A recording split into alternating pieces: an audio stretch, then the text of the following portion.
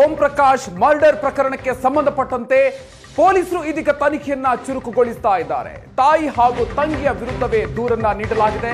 ನನ್ನ ತಾಯಿ ಪಲ್ಲವಿ ತಂದೆಗೆ ಕೊಲೆ ಬೆದರಿಕೆಯನ್ನ ಹಾಕಿದ್ರು ಅಂತ ಪುತ್ರ ದೂರನ್ನ ಕೊಟ್ಟಿರೋದು. A1 ಆಗಿ ಪಲ್ಲವಿ ಹಾಗೂ A2 ಆಗಿ ಕೃತಿ ಹೆಸರನ್ನ ಪೊಲೀಸರು ಇದೀಗ FIR ನಲ್ಲಿ ಉಲ್ಲೇಖ ಮಾಡಿದ್ದಾರೆ.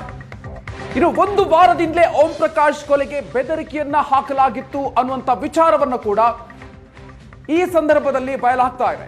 ಓಂ ಪ್ರಕಾಶ್ ಪುತ್ರ ಕಾರ್ತಿಕೇಶ್ ಈ ಸ್ಫೋಟಕ ರಹಸ್ಯವನ್ನ ಬಿಚ್ಚಿಟ್ಟಿದ್ದಾರೆ. ಬೆದರಿಕೆ ಹಿನ್ನೆಲೆಯಲ್ಲಿ ಸಹೋದರಿ ಸರಿತಾ ಮನೆಯಲ್ಲಿದ್ರು ಓಂ ಪ್ರಕಾಶ್. ಬೆದರಿಕೆ ಇದೆ ಅಂತ ಹೇಳಿ ಅವರು ಮನೆ ಬಿಟ್ಟು ಅವರ ಸಹೋದರಿಯ ಮನೆಯಲ್ಲಿ ವಾಸ ಆಗಿದ್ರು. 2 ದಿನಗಳ ಹಿಂದೆಯಷ್ಟೇ ಓಂ ಪ್ರಕಾಶ್ ಅವರನ್ನ ಕರೆಸಿದ್ರು ಪುತ್ರಿ ಕೃತಿ. ತಂದೆಯನ್ನ ಪೀಡಿಸಿ ಮನೆಗೆ ಕರೆಸಿದ್ರು ಪುತ್ರಿ ಕೃತಿ ಅನ್ನುವಂತ ವಿಚಾರ ಕೂಡ ಈಗ ಗೊತ್ತಾಗ್ತಾ ಇದೆ. ಪ್ರತಿದಿನವೂ ಕೂಡ ಓಂ ಪ್ರಕಾಶ್ ಜೊತೆಗೆ ಪತ್ನಿ ಪಲ್ಲವಿ ಜಗಳ ಮಾಡ್ತಾ ಇದ್ರು. ನಿತ್ಯವೂ ಕೂಡ ಗಲಾಟೆ ಆಗ್ತಾ ಇತ್ತು ಇಬ್ಬರ ಮಧ್ಯೆ. ನಿನ್ನೆ ಸಂಜೆ 5 ಗಂಟೆಗೆ ಪಕ್ಕದ ಮನೆಯವರಿಂದ ನನಗೆ ಕರೆ ಬಂದಿದೆ. ಜಯಶ್ರೀ ಶ್ರೀಧರ್ ನನಗೆ ಕರೆ ಮಾಡಿ ಕೊಲೆಯ ವಿಚಾರವನ್ನ ತಿಳಿಸಿದ್ರು.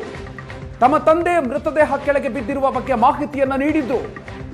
ನಮ್ಮ ತಂದೆಯವರ ತಲೆ ಮೈ ತುಂಬಾ ರಕ್ತ ಆಗಿತ್ತು. ದೇಹದ ಪಕ್ಕದಲ್ಲಿ ಬಾಟಲ್ ಹಾಗೂ ಚಾಕು ಬಿದ್ದಿದ್ವು. ನನ್ನ ತಾಯಿ ಪಲ್ಲವಿ ತಂಗಿ ಕೃತಿ ಕೊಲೆ ಮಾಡಿರುವಂತ ಶಂಕೆ ಇದೆ ಅಂತ ಪೊಲೀಸರಿಗೆ ನೀಡಿರುವಂತಹ ದೂರಿನಲ್ಲಿ ಪುತ್ರ ಕಾರ್ತಿಕೇಶ್ ಉಲ್ಲೇಖವನ್ನ ಮಾಡಿರೋದು.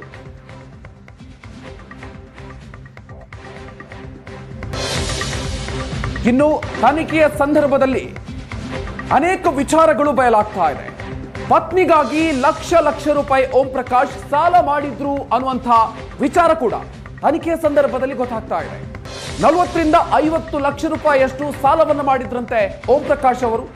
ಸಾಲದ ಬಗ್ಗೆ ಅವರ ಆಪ್ತರ ಬಳಿ ಕೂಡ ಹೇಳ್ಕೊಂಡಿದ್ರು.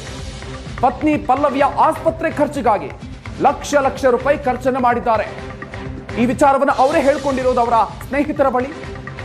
ನಿವೃತ್ತಿಯ ಹಣವು ಕೂಡ ಓಂ ಪ್ರಕಾಶ್ ಅವರಿಗೆ ಸಾಕಾಗ್ತಾ ಇರಲಿಲ್ಲ ಅಂತ ಹೇಳ್ಕೊಂಡಿದ್ರು.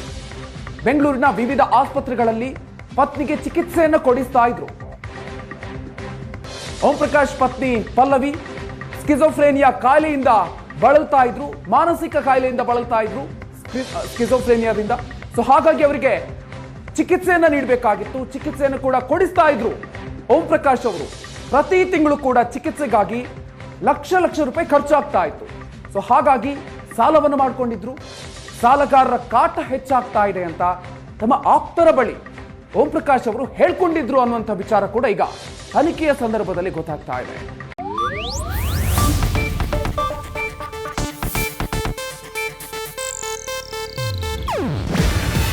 ಇದು ಏಷ್ಯಾನೆಟ್ ನ್ಯೂಸ್ ನೆಟ್ವರ್ಕ್ ಪ್ರಸ್ತುತಿ. ನೀವು ನೋಡ್ತಿದ್ದೀರಾ ಏಷ್ಯಾನೆಟ್ ಸುವರ್ಣ ನ್ಯೂಸ್.